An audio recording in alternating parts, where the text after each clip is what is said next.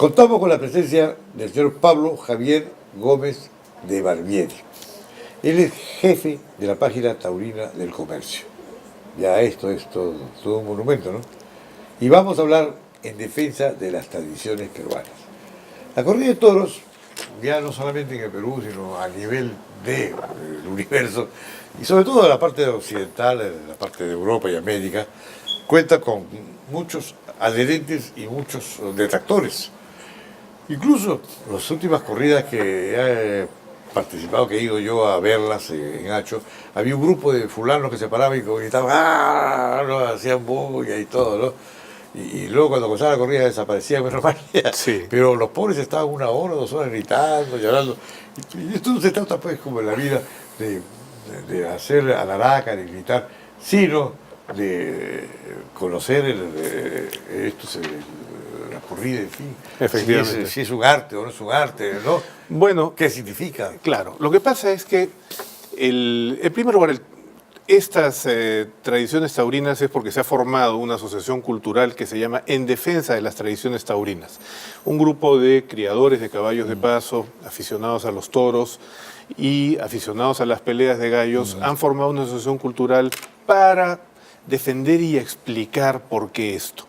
Es verdad que esto no es algo mayoritario en el Perú, pero siendo minoritario no es tan pequeño. Se estima que entre 5 y 6 millones de peruanos asisten a los toros todos los años. ¿Me permite una introducción? Sí. Como dice el Congreso, yo creo que la corrida de toros a nivel nacional es una de las fiestas más populares. No hay un pueblo donde se celebre el aniversario del santo que no haya una corrida de toros. Efectivamente. Lo que pasa es que no son de mucha calidad, porque el ganado que consigue es un ganado medio mediocre. No creo, se han ido mejorando. Se han ido en los mejorando, últimos ¿no? años. Es más, el año pasado, de 91 matadores de toros que han actuado en las ferias del Perú, 525 corridas, las oficialmente registradas, porque debe haber, sobre todo en la región de Puno, unos 100 festejos más que ni siquiera están registrados Y viene mucha oficialmente. gente de Bolivia incluso. Así es, mucha gente de Bolivia. Y si yo le enseño a usted las fotos que le he dejado aquí a la producción para que muestren la cantidad de peruanos que asisten, es impresionante. Pero a lo que iba, 525 corridas, 91 matadores de toros que han actuado en esas corridas, 71 extranjeros, 40 españoles. Los pueblos hoy en día ya no se limitan a comprar cualquier toro o a conseguir un toro suelto que encuentren por ahí en el cerro. Importan toros, compran toros de mucha calidad, hay muchas ganaderías bravas en el Perú. Entonces es un personaje importantísimo Así en es, la fiesta. Claro. Y todas las fiestas religiosas, las fiestas del santoral católico en cada lugar, no se celebran en un pueblo si no hay una corrida de toros Así o es, varias. sí. Una feria Claro, taurina. Ahí estamos de acuerdo. Así es. Bien, pero en Trujillo se inició una etapa que había también como Lima, una época, pero después dejaron, ¿qué pasó? Trujillo, lo que pasa es que la plaza es de propiedad privada, o el terreno es de propiedad privada. Los propietarios la han vendido y aparentemente esto venía de una donación de la Hacienda Laredo, pero no estaba inscrita la carga de que exclusivamente para Plaza de Toros. Y finalmente los propietarios actuales la vendieron ¿Y la han urbanizado? Y la han urbanizado. Hoy día el valor del suelo en el centro de Trujillo, usted comprenderá que vale una fortuna. Y entonces les ha resultado más rentable. También es verdad que la organización de los festejos taurinos en Trujillo los últimos 20 años no ha sido ejemplar. Y entonces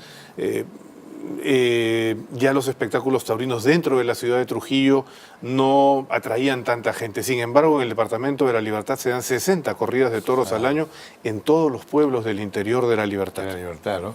¿Y en Arequipa qué pasa? ¿Que se han dedicado a la pelea de toros? Hay las dos cosas. En Arequipa se dan muchas corridas de toros. En la Sierra de Arequipa. No, en la Sierra, pero en la ciudad de Arequipa. En la ciudad de Arequipa había hasta 2 plazas de toros. Y también una serie de malas organizaciones hizo que la gente fuera perdiendo interés. En las plazas de Arequipa actuó Juan Belmonte, actuó Rafael el Gallo. En esa época venían en barco, ¿no? Sí, y se claro. quedaban casi un año en el Perú. Se quedaban meses. Sí. Cuenta Hasta Belmonte. se casaron. Belmonte no se casó con una peruana. Belmonte se casó con una peruana, Claro. a la que conoció aquí y luego se casó por poderes. Y cuenta Belmonte que él estaba tan cómodo en Lima que daba la vuelta en una esquina cerca de la Plaza de Armas y encontraba una cara conocida. Lo iba a saludar pensando que era alguien de Sevilla y descubría que no, que era un limeño, pero es que encontraba mucha afinidad entre los limeños y los sevillanos. Claro, y sevillanos más que nada, porque Sevilla fue el punto de reunión de América. Así y sobre es. todo el Perú fue muy Claro. importante en el tiempo de la colonia. Así y los es. barcos llegaban hasta Sevilla, pues. Sí, por supuesto. Claro, ahora ya no entran. Ya Por se eso quedan- la fuente histórica para cualquiera que quiera investigar acerca de la colonia es el Claro, sí, Archivo de de Indias Indias, claro. en Sevilla. Así es. Bueno, ¿y qué pasa en el Perú? Cuénteme usted, A ver. bueno, el Perú más que Perú Lima, aunque dice que Lima es el Perú, ¿no? Bueno, Lima es el Perú y El Girón de la Unión. Lima es el Girón de la Unión y el Palais Concert. Bueno, en el mundo de los toros no es tanto como que Lima es la Plaza de Hacho y la Plaza de Hacho es el Perú. En el Perú se dan 525 corridas, como yo le decía, y hay departamentos muy taurinos. Cada vez se dan más corridas en Puno, por ejemplo. Puno es un departamento muy taurino. Puno, Cusco, Arequipa en el sur. Ancash, el departamento por excelencia taurino es Cajamarca. Cajamarca, claro. Cajamarca. Jaén, En Cajamarca hay muchísimas plazas. Celendín. Chota, Cutervo, Celendín. Jaén. En Celendín construyeron una plaza de toros firme Sí. y al final siguen con su tradición de armar una plaza enorme de palos que montan y desmontan todos los años. Y es impresionante la cultura taurina que hay ahí. Por ejemplo, en Chota, el problema que tienen es que este año están viendo cómo importar toros porque el Perú se ha declarado libre de aftosa sin vacunación Sí. y hay un poco de restricciones para importar toros de Colombia. Pero los chotanos quieren corridas de toro iguales o mejores que en Lima. Que hablen con los chilicos, pues. Los chilicos son los comerciantes. Los chilicos son los de La Celendín. Plata, los de La Plata. Que son los de Sí. Celendín. Sí. Y esos tienen muchísimas corridas de toros. Entonces, hay 5 millones de peruanos. Y una cosa muy importante, en el Perú se trajo un animal bravo, que era el toro, que vino junto con el ganado de carne, en los mismos barcos donde venía cualquier tipo de producto que los españoles traían. Y se desarrolló paralelamente los toros a pie en España con los toros a pie en el Perú. Esto era originalmente una fiesta en la que los nobles, los caballeros, alanceaban los toros a caballo. Era una mezcla entre cacería, la habilidad de jugarse la vida, el adiestrar a los caballos para las artes de la guerra. Pero cuando los Borbones llegan a España, deciden que no les gustan mucho los toros Eran franceses, pues. y los nobles Claro. y los nobles dejan de tener interés y entonces empieza el toreo a pie. Aquí sucede algo paralelo. Aquí cuando llega el toro, este animal poderoso y bravo, ya cuenta Garcilaso que impresionaba al hombre andino. Claro. Y entonces lo adoptan como figura mítica en el Torito de Pucará y asocian las corridas de toros que empiezan a desarrollarse paralelamente a lo que sucedía en España a pie. Y entonces aquí en el siglo XIX, la mayor parte de los toreros y de los capeadores a caballo eran negros. Hay un grabado de Goya muy Claro. famoso que se llama El Indio Ceballos en la Plaza de Madrid.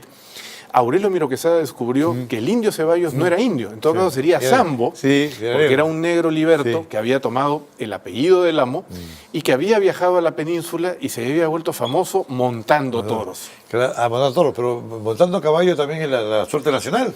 La suerte Que nacional, también había un negro que lo hacía hace años. muchos, Claro. muchísimos. Sí. Y, Y ahí quedó pues, el nombre de la Héctor suerte nacional, López sí. Martínez tiene estudios muy interesantes acerca de los capeadores a caballo y cómo estos capeadores eran negros en su mayor parte y reemplazaron a los picadores porque después de la independencia los españoles que eran los picadores tuvieron que salir del Perú. Claro.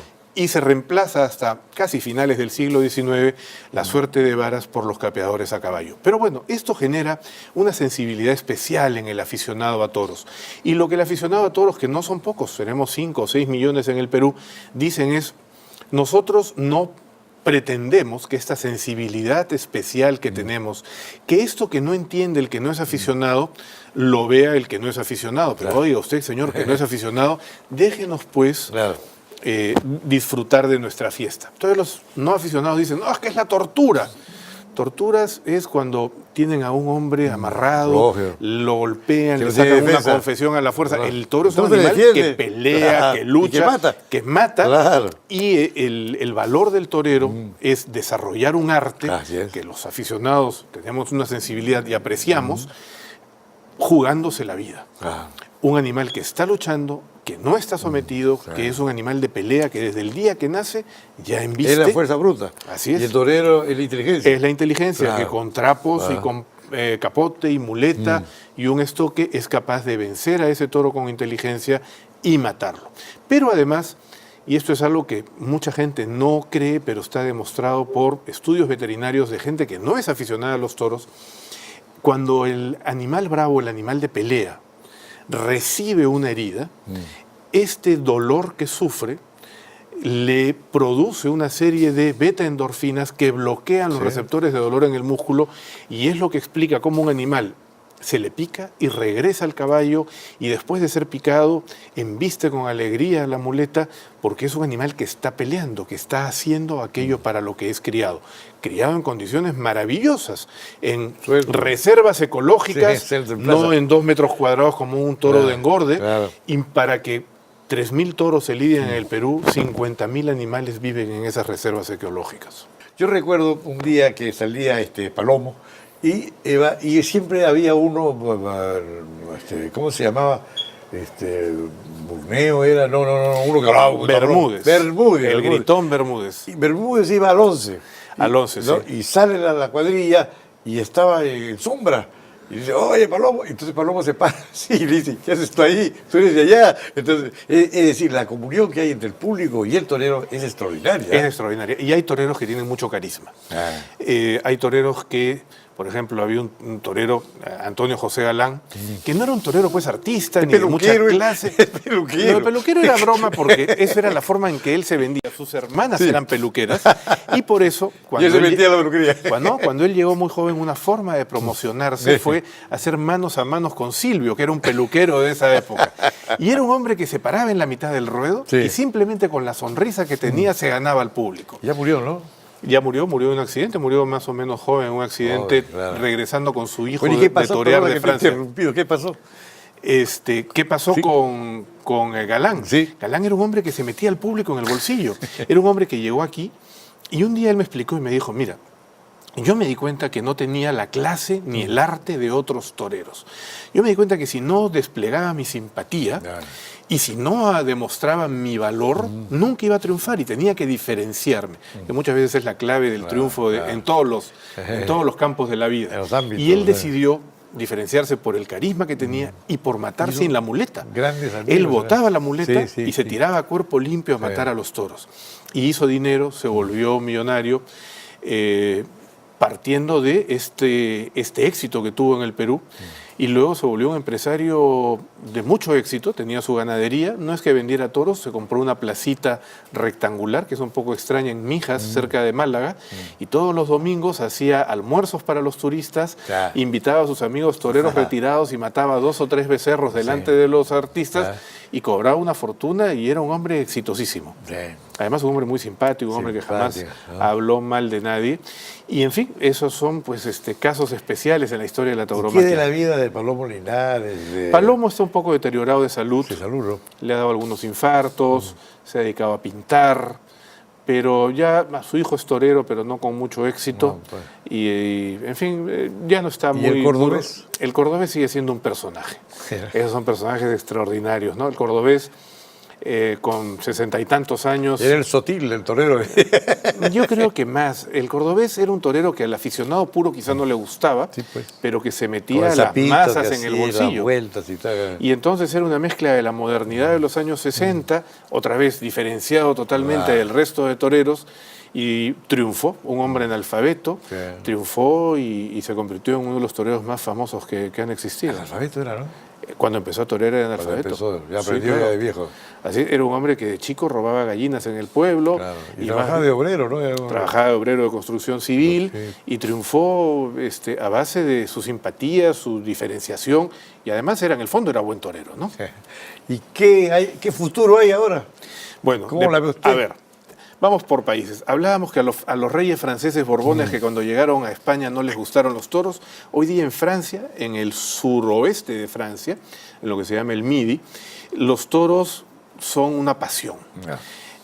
Los franceses, que son amantes de la libertad, han aprobado en su Ministerio de Cultura declarar a las corridas de toros, que son cruentas y con muerte, como en España, patrimonio inmaterial cultural francés, y las han blindado legalmente. Hay dos plazas en Francia que son maravillosas, el Coliseo de Nimes y el Coliseo de Arles. Ambos, que son coliseos romanos, celebran corridas de toros, y los franceses aficionados a los toros, que son muchos, se dan el trabajo de aprender español para enterarse y estar embebidos de la cultura taurina. Incluso y Francia han salido lidera... dos toreros o tres toreros muy buenos. Sí, hay toreros muy buenos acá franceses. ganó el escapulario de oro, ¿no? Que Sebastián Castella es un torero francés muy bueno, hay muchos toreros buenos. Y hay un empresario taurino francés que es Simón Casas, que dice que él no es empresario taurino, sino productor de arte. Y entonces, ahora, por ejemplo, estos días se está celebrando la Feria de las Fallas en Valencia. Él es el empresario en Valencia. Es un hombre exitoso. Los franceses son los líderes de asociar la cultura con los toros. Hay un francés, un intelectual muy interesante que se llama François Zumbel, que ha sido muchos años el secretario general de la Unión Latina, que es esta unión de países de habla latina, que es el gran impulsor. En España los toros están en crisis económica, igual que el resto de España, que se están derrumbando. Están con la burbuja. Están con la burbuja inmobiliaria. En Barcelona creo que prohibieron y después han vuelto a dar. No, Barcelona se prohibió, pero ahora se está discutiendo en el Parlamento español declarar bien de interés cultural a la fiesta de los toros, con lo cual... Blindarlas como en Francia. Blindarlas legalmente, con lo cual los toros... Vuelven otra vez. Volverían. Yo creo que los catalanes tienen una motivación. Los catalanes ni siquiera hacen caso a las sentencias constitucionales que obligan a enseñar a los niños en catalán y en español. Yo creo que será muy complicado que vuelvan los toros, pero no es un tema... No es un tema de protección al animal, ni un tema antitaurino, es un tema antiespañol. Porque al mismo tiempo que prohibieron las corridas de toros, permiten que los toros corran por las calles y que se hagan encierros y que les prendan antorchas y que los pinchen, los jalen, porque en toda Cataluña eso sigue siendo una fiesta popular. Entonces, prohíben las corridas de toros en Barcelona. ¿Como la que hay en el País Vasco? No, que corre detrás de los toros. Como lo que hay en muchos pueblos de España, pero sobre todo en Valencia, en Cataluña, en Pamplona, en los Sanfermines. Pamplona, claro. Pero esto además está mezclado con una serie de otras cosas, ¿no? Entonces, ese toro se podría decir que siente un estrés enorme. Eso no lo han prohibido los catalanes, pero se han prohibido por ser españolas o asociarlas con lo español las corridas de toros. Y perdón, si hay independizar Cataluña. ¿Se llegará a independizar? Yo no creo. Tendrían muchos problemas.